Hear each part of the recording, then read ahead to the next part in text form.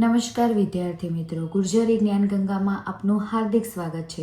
વિદ્યાર્થી મિત્રો, આપણે ધોરણ 10 ગુજરાતી એકમ 4 અલંકાર વિશે આપણે જે 3 વિડીયો આગળ બનાવ્યા છે એની અંદર અલંકાર એટલે શું, અલંકારના પ્રકાર, એની અંદર શબ્દ અલંકાર, એની વિગતવાર માહિતી આપેલી છે. હવે આપણે પાઠ 4 ની અંદર અર્થા અલંકારમાં આપણે પહેલો જે પ્રકાર ઉપમા અલંકાર અને આજે બીજો પ્રકાર રૂપક અલંકાર શીખવાના છીએ. આપણે અર્થા અલંકારની અંદર જોયું હતું કે જેની અંદર અર્થને વધારે મહત્વ આપવામાં આવે એને આપણે કહીશું અર્થા અલંકાર. અર્થા અલંકારનો આપણે ફર્સ્ટ પ્રકાર જોયો હતો કે ઉપમા અલંકાર. એની અંદર વાત કરી હતી કે જ્યારે ઉપમેયની સરખામણી ઉપમાન સાથે કરવામાં આવે તો તેને ઉપમા અલંકાર કહે છે.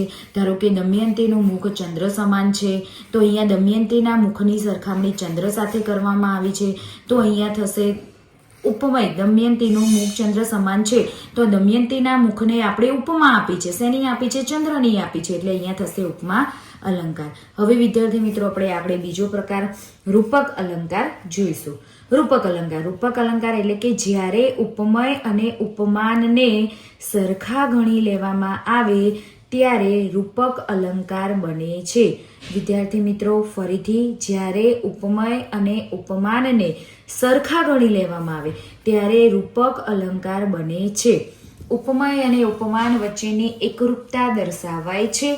અહીંયા શું કહે છે? ઉપમા અલંકારની વાત કરી તો એની અંદર એવું હતું કે જ્યારે આપણે કોઈ વસ્તુને કે વ્યક્તિને ઉપમા આપીએ છીએ, ધારો કે આપણે દમયંતીના મુખને ચંદ્રની ઉપમા આપી હતી એટલે ઉપમા અલંકાર હતું.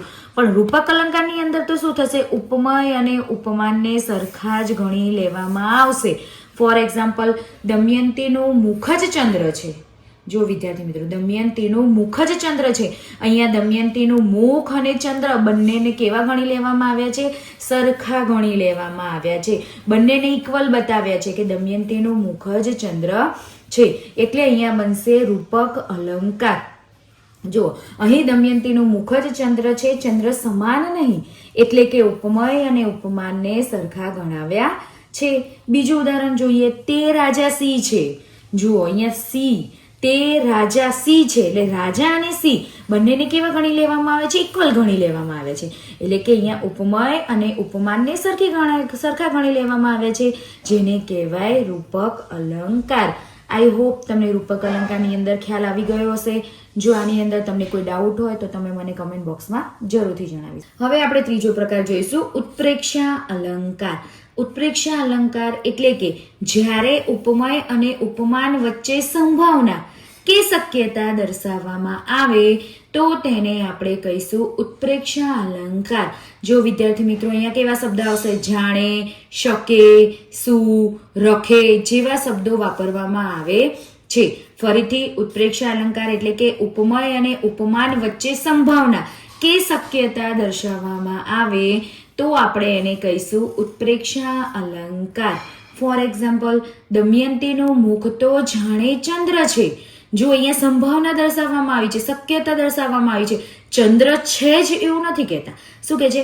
દમયંતીનું મુખ તો જાણે ચંદ્ર છે. એટલે કે દમયંતીના મુખની સરખામણી ચંદ્ર સાથે સંભાવના દર્શાવવામાં આવી છે, શક્યતા દર્શાવવામાં આવી છે કે દમયંતીનું મુખ તો જાણે ચંદ્ર છે. બીજું ઉદાહરણ જોઈએ. દેવોના ધામ જેવું હૈયું જાણે હિમાલય. જો અહીંયા શક્યતા દર્શાવવામાં આવી છે, સંભાવના દર્શાવવામાં આવી છે કે હૈયું જાણે હિમાલય. એટલે કે ઉત્પ્રેક્ષા અલંકારની અંદર ઉપમય અને ઉપમાન વચ્ચે શું દર્શાવવામાં આવે છે? સંભાવના કે શક્યતા દર્શાવવામાં આવે છે, જેને આપણે કહીશું ઉત્પ્રેક્ષા અલંકાર. હવે વિદ્યાર્થી મિત્રો, બીજું ઉદાહરણ જોઈશું, બીજો પ્રકાર જોઈશું, વ્યતિરેક અલંકાર. હવે વ્યતિરેક અલંકાર એટલે કે વધારે પડતું કહી દેવું. કઈ રીતે? જ્યારે ઉપમયને ઉપમાન કરતા વધારે ચડિયાતું ગણાવવામાં આવે ત્યારે વ્યતિરેક અલંકાર બને છે. વિદ્યાર્થીઓ, વ્યતિરેક અલંકારની અંદર શું હોય છે કે ઉપમય હોય ને એને ઉપમાન કરતા વધારે ચડિયાતું બતાવવામાં આવે, જેને આપણે વ્યતિરેક કહીએ. ઉદાહરણ, દમયંતીનો મુખ આગળ તો ચંદ્ર પણ નિસ્તેજ લાગે છે. હવે વિદ્યાર્થી મિત્રો, ચંદ્ર આગળ આપણું દમયંતીનું મુખ છે, મુખ આગળ ચંદ્ર ક્યારે નિસ્તેજ લાગે? ક્યારે ના લાગે. તો અહીંયા આપણને વધારે પડતું બતાવી દેવામાં આવ્યું છે. ઉપમયને ઉપમાન કરતા વધારે પડતું દર્શાવ્યું છે કે દમયંતીનું મુખ આગળ તો ચંદ્ર પણ નિશ્ચિત લાગે છે, ક્યારેય ચંદ્ર નિશ્ચિત લાગે નહીં. એટલે અહીંયા ઉપમેયને ઉપમાન કરતા વધારે પડતું ચડિયાતું દર્શાવવામાં આવ્યું છે. એવી રીતે બીજું ઉદાહરણ જોઈએ. સુદામાના વૈભવ આગળ તો કુબેર પણ નિર્ધન લાગે. હવે આપણને ખબર છે સુદામાના વૈભવ આગળ તો કુબેર પણ નિર્ધન લાગે, એટલે કે અહીંયા જે ઉપમેય છે એને ઉપમાન કરતા વધારે ચડિયાતું બતાવી દીધું છે, જે શક્ય જ નથી. ખ્યાલ આવે છે, જે શક્ય જ નથી. હવે બીજું આગળ ઉદાહરણ જોઈએ. એમની વાણી તો અમૃતથી એ મીઠી છે. તો અહીંયા વાણી ઉપમેય થયું, અમૃત ઉપમાન થયું. તો અમૃત સૌથી મીઠામાં મીઠી વસ્તુ હોય તો અમૃત, એનાથી મીઠી વસ્તુ કશું હોય જ નહીં. પણ અહીંયા વાણીને તો અમૃતથી એ મીઠી બતાવી છે. એટલે કહેવામાં આવ્યું છે કે ઉપમેયને ઉપમાન કરતા વધારે પડતું ચડિયાતું બતાવવામાં આવ્યું છે, જેને કહેવાય વ્યતિરેક અલંકાર. વિદ્યાર્થી મિત્રો અલંકારમાં આગળના પ્રકાર જોવા માટે, નેક્સ્ટ વિડીયો જોવા માટે ગુર્જરી જ્ઞાન ગંગા ચેનલને લાઈક, શેર અને સબસ્ક્રાઇબ કરો.